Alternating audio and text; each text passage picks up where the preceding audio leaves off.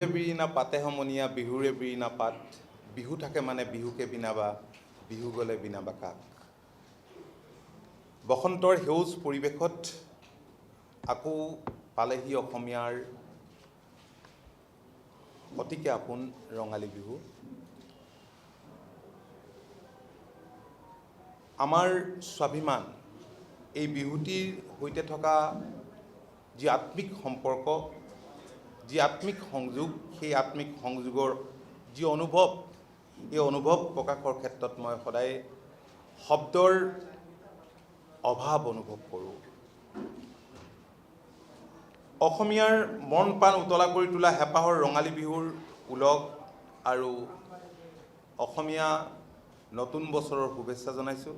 পোনপ্ৰথমে আপোনালোকক, আমাৰ সংবাদ মাধ্যমৰ বন্ধুসকল আছে আৰু আপোনালোকৰ জৰিয়তে সমূহ অসমবাসীক এই নতুন বছৰটো, এই নতুন অসমীয়া নৱবৰ্ষটো অসমৰ ৰাইজৰ সুখ সমৃদ্ধি হাঁহি আনন্দৰ হওক তাকে কামনা কৰিছোঁ। অসমীয়া চহা জীৱনৰ সৈতে সম্পৃক্ত হৈ থকা হেঁপাহৰ ৰঙালী বিহুটিয়ে অসমীয়াৰ হৃদয়ত নতুন আশা আৰু নতুন উদ্দীপনাৰে আলোকিত কৰি তোলে। এয়া হয়তো আমি সকলোৱে অনুভৱ কৰোঁ। আৰু বহাগে আনি দিয়ে সৃষ্টিৰ নতুন গতি। আমাৰ হিয়াৰ আমঠু ৰঙালী বিহুৱে যুগ যুগ ধৰি বহন কৰি আহিছে সম্প্ৰীতি, ভাতৃত্ববোধ আৰু পৰম্পৰাৰ বাৰ্তা। আমি আশা কৰিম এইবাৰো এই বিহুৱে অসমত বসবাস কৰা বিভিন্ন জাতি জনগোষ্ঠী, ভাষা ভাষী, ধৰ্মাৱলম্বী লোকৰ মাজত সমন্বয়ৰ এনাজৰীডাল, সম্প্ৰীতিৰ বান্ধোন, ভাতৃত্বৰ বান্ধোন অধিক মজবুত কৰক, আমি তাকে কামনা কৰোঁ। বিহু অসমীয়াৰ ঐতিহ্য, বিহু অসমীয়াৰ পৰম্পৰা, বিহু অসমীয়াৰ চহকী সাংস্কৃতিক চৰ্চাৰ এক সুউচ্চ স্তম্ভ। বিহু অসমীয়াৰ পৰিচয় আৰু এই বিহুক বিশ্ব দৰবাৰত সসন্মানে প্ৰতিষ্ঠা কৰাটো প্ৰতিগৰাকী প্ৰকৃত অসমীয়া আৰু অসমক ভাল পোৱা ব্যক্তিৰ সপোন। বিহুৰ প্ৰসাৰ আৰু প্ৰচাৰ চৰ্চা বহুলভাৱে হোৱাটো সময়ৰ দাবী। আৰু মই দেখিছোঁ যে এইটো হৈছে সুখৰ বতৰা যে এইবাৰ অসমৰ বিভিন্ন ঠাইত কৰ্মশালা হৈছে। মই মোৰ নিজৰ সমষ্টিতে দেখিছোঁ যে ওচৰে পাঁজৰে বহুত ঠাইত কৰ্মশালা অনুষ্ঠিত হৈছে, ল'ৰা ছোৱালীবিলাকে অনুশীলন কৰিছে, সুন্দৰভাৱে শিকিছে। তো এই পৰম্পৰাটোতো আগতে নাছিল। নেচাৰেলি আমি গাঁৱৰ ল'ৰা হিচাপে আমি বিহু মাৰিছিলোঁ, ঘৰে ঘৰে হুঁচৰি গাইছিলোঁ, যাতে খুব শুদ্ধকৈ বিহু নৃত্য প্ৰদৰ্শন কৰিব পাৰে, ঢোল বজাব পাৰে, পেঁপা বজাব পাৰে, গগনা বজাব পাৰে, সুতুলি বজাব পাৰে, খুব শুদ্ধভাৱে যাতে হয় সেই দিশটোৰ ওপৰত মই দেখিছোঁ যে বৰ্তমান সময়ত সকলোৱে গুৰুত্ব আৰোপ কৰিছে। আৰু সেইবাবেই এনে অনুশীলন হৈছে।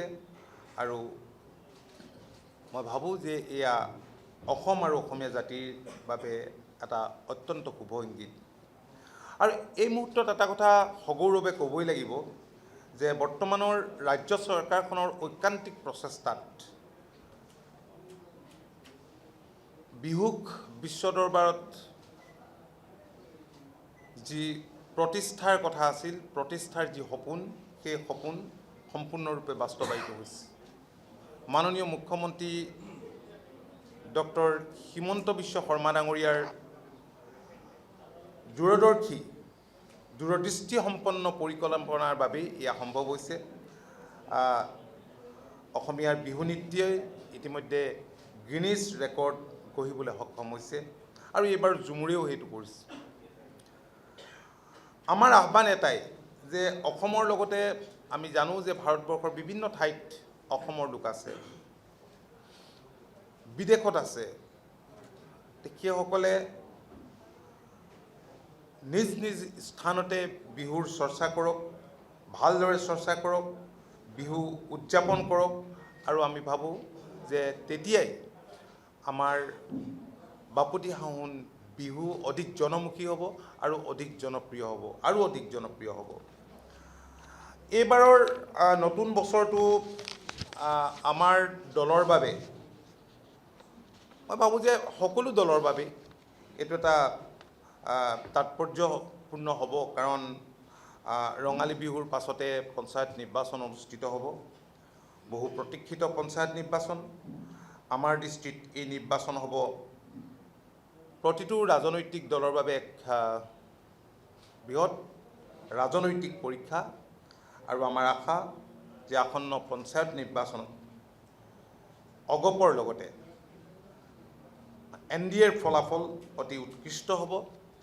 বিগত সময়ছোৱাত NDA চৰকাৰৰ কাৰ্যকালত অসমত প্ৰতিটো গুৰুত্বপূৰ্ণ খণ্ডত অভূতপূৰ্ব উন্নয়ন সাধন হৈছে, আৰু আমাৰ দৃঢ় বিশ্বাস যে এই উন্নয়নৰ ধাৰা গ্ৰামাঞ্চলতো অব্যাহত ৰখাৰ স্বাৰ্থত অসমৰ ৰাইজে পঞ্চায়ত নিৰ্বাচনত NDAৰ প্ৰাৰ্থীক পূৰ্বতকৈ অধিক উৎসাহেৰে সমৰ্থন আগবঢ়াব। অনাগত বছৰটোত অসমে অনিৰুদ্ধ উন্নয়নৰ যাত্ৰাৰে আগুৱাই সমৃদ্ধিৰ এক নতুন শিখৰত আৰোহণ কৰক। এই প্ৰাণোদ্দীপ্ত সময়ত আমি তাকে কামনা কৰিছোঁ। আকৌ এবাৰ আপোনালোকক আৰু আপোনালোকৰ জৰিয়তে সমূহ অসমবাসীক ৰঙালী বিহুৰ উলগ আৰু নতুন বছৰৰ শুভেচ্ছা জনালোঁ। ধন্যবাদ। যিকোনো খবৰৰ বাবে যোগাযোগ কৰক 7099017330 লগতে 7099017110 নম্বৰত।